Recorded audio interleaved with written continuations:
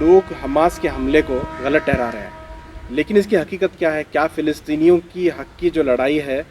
وہ کہاں تک جسٹیفائی کرتی ہے اس حملے کو؟ بسم اللہ الرحمن الرحیم۔ فلسطین کا مسئلہ ایک عالم اسلام کا ایک اہم مسئلہ ہے، اور اس کو اگر ابھی موجودہ حالات کو سمجھنا ہے تو گزشتہ 75 سالہ تاریخ کو پڑھنا پڑے گا۔ 75 سالہ تاریخ اگر آپ فلسطین کی پڑھیں گے تو آپ کو اندازہ ہوگا کہ کس طرح سے اسرائیل نے وہاں کی جگہ کو قبضہ کیا اور لوگوں کو بے دخل کیا، ان کی زمینات سے محروم کیا، اور ان کو بے گھر کیا گیا، ان کو جلا وطن یا ملک بدر کیا گیا۔ یہ سارے حالات کو مد نظر رکھتے ہوئے آپ ذرا سا انصاف سے بتائیں کہ اگر کوئی انسان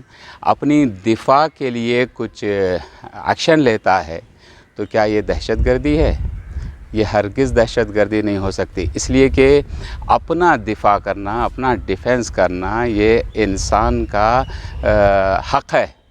وہ کسی بھی جگہ رہتا ہو، کسی بھی ملک میں کیوں نہ رہتا ہو، اگر کسی انسان پر حملہ ہو رہا ہے یا اس کے گھر پر حملہ ہو رہا ہے یا اس کے ملک پر حملہ ہو رہا ہے تو اس کے دفاع میں انسان ایکشن لے اور اپنا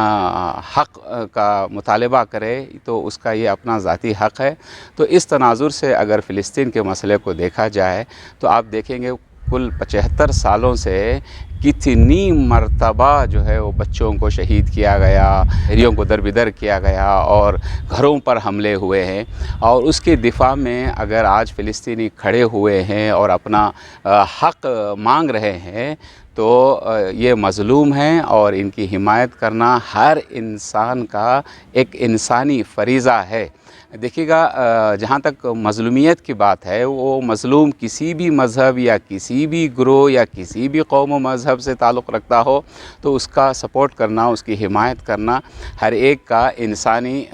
فریضہ ہے۔ تو لہٰذا ہمیں ایک فلسطین کے مسئلے کو بھی گزشتہ 75 سالہ تاریخ کے تناظر میں سمجھنے کی ضرورت ہے۔ آج بھی ضرورت ہے کہ ہم فلسطین کی مظلوم عوام کا ساتھ دیں اور ان کی حمایت میں دعا کریں، اور ان کے لیے جتنا ہو سکے دامِ درہم سخن سپورٹ کریں، اس لیے کہ وہ آج بھی ان کا اپنا کوئی آشیانہ نہیں ہے، ان کا اپنا آج بھی کوئی گھر نہیں ہے، ملک بدر ہے، شہر بدر ہیں، ان کے گھروں کو بھی جو ہے وہ ویران کر دیا جا رہا ہے۔ ایسے تناظر میں ہمیں دوراندیشی کے ساتھ کام لیتے ہوئے مسلمانوں کے ساتھ بلکہ مظلوموں کے ساتھ کھڑا ہونا ہمارا فریضہ ہے۔ اگر فلسطینیوں کی جو لڑائی ہے وہ اگر ہندوستانی آزادی کو اگر کمپیئر کیا جائے جی، تو کیا سملر ہے دونوں میں کچھ؟ ہاں بالکل، دیکھیے گا، ملک کی آزادی ہر ایک شہری کی ذمہ داری ہوتی ہے کہ اپنے ملک کو ناجائز قبضے سے آزاد کروائے۔ فلسطین کا ملک بھی ان کا اپنا مسلمانوں کا ملک رہا ہے، یہ تاریخ ہے، یہ ہسٹری ہے۔ ہسٹری کو آپ جو ہے وہ پردے میں ڈال نہیں سکتے اور نہ ہی اس کو نظر انداز کر سکتے ہیں۔ کسی کو جب ان کے حقوق سے محروم کیا جاتا ہے تو ریاکشن کے طور پر آدمی جو ہے وہ کچھ بھی حملہ بھی کرتا ہے یا ایکشن بھی لیتا ہے، کچھ بھی مسائل پیش آتے ہیں۔ تو لہٰذا ہر ایک کو ان کا اپنا حق دیا جائے، اس کے ساتھ انصاف سے برتاؤ کیا جائے تو یہ صورتحال پیش نہیں آئے گی۔ اگر آج بھی امن چاہتے ہیں تو دیکھیے گا، آپ پورے 75 سالہ تاریخ میں دیکھیں کتنی مرتبہ اسرائیل نے جو ہے وہ معاہدوں کو نظر انداز کیا ہے، کتنی قراردادوں کو پس پش ڈال دیا ہے اور کسی ایک پر بھی عمل نہیں کیا ہے۔ تو ایسے میں ایک انسان کی ذمہ داری کیا ہوتی ہے کہ اپنی آواز کو بلند کرے، اپنے حقوق کا مطالبہ کرے۔ تو یہی حقوق کو مسلسل مطالبہ کر رہے ہیں، اس کو سمجھنے کی ضرورت ہے کہ فلسطین کے پاس اتنی طاقت نہیں ہے کہ وہ اسرائیل کا مقابلہ کر سکیں۔ جی، اسرائیل ایک طاقتور ملک ہے جی، اور اس کے ساتھ جنگ کرنا بیوقوفی ہے، کیا کہیں گے آپ؟ ٹھیک ہے، یہ جنگی صورتحال نہیں ہے، ہم اپنا دفاع کریں، جتنی بھی طاقت ہو سکے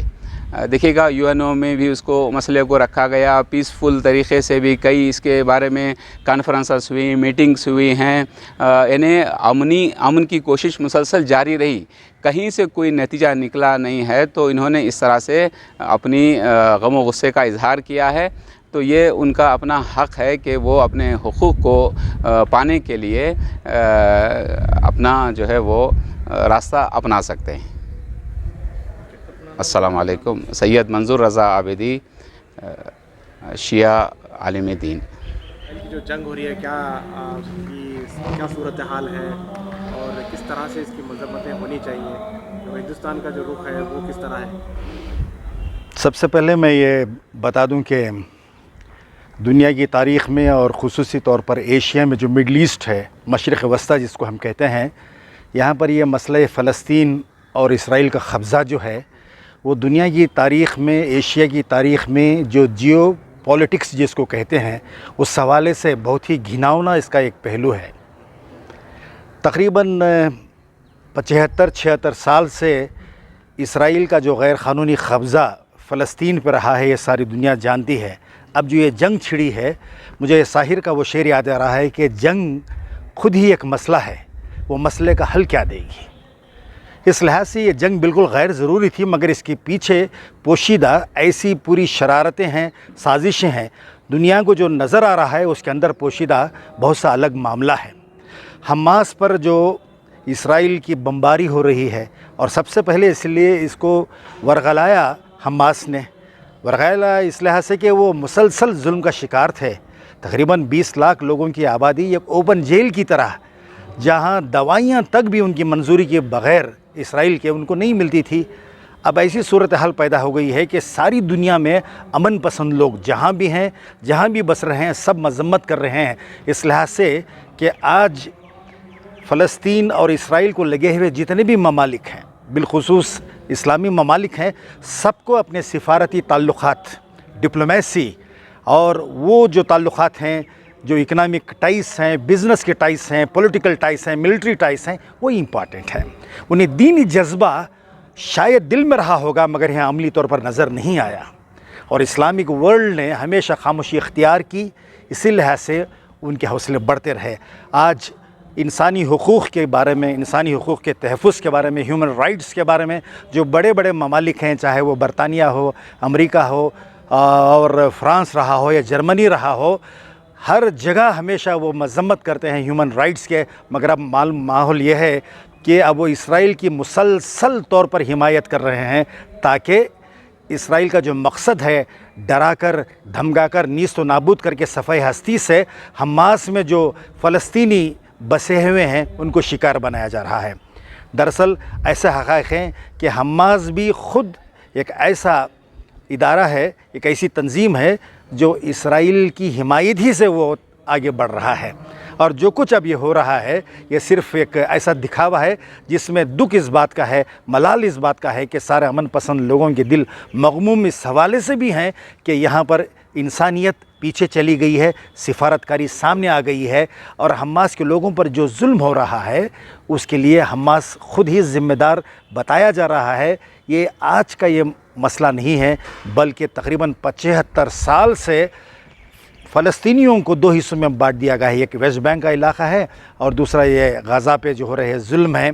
اس لحاظ سے اس کی عالمی سطح پر جتنی مذمت ہونی تھی نہیں ہو رہی ہے، بلکہ حمایت کی جا رہی ہے۔ یہ غیر انسانی ماحول ہے جو آج کے زمانے میں ایک ٹریجڈی سے سوا اس کو اور زیادہ کچھ کہہ نہیں سکتے۔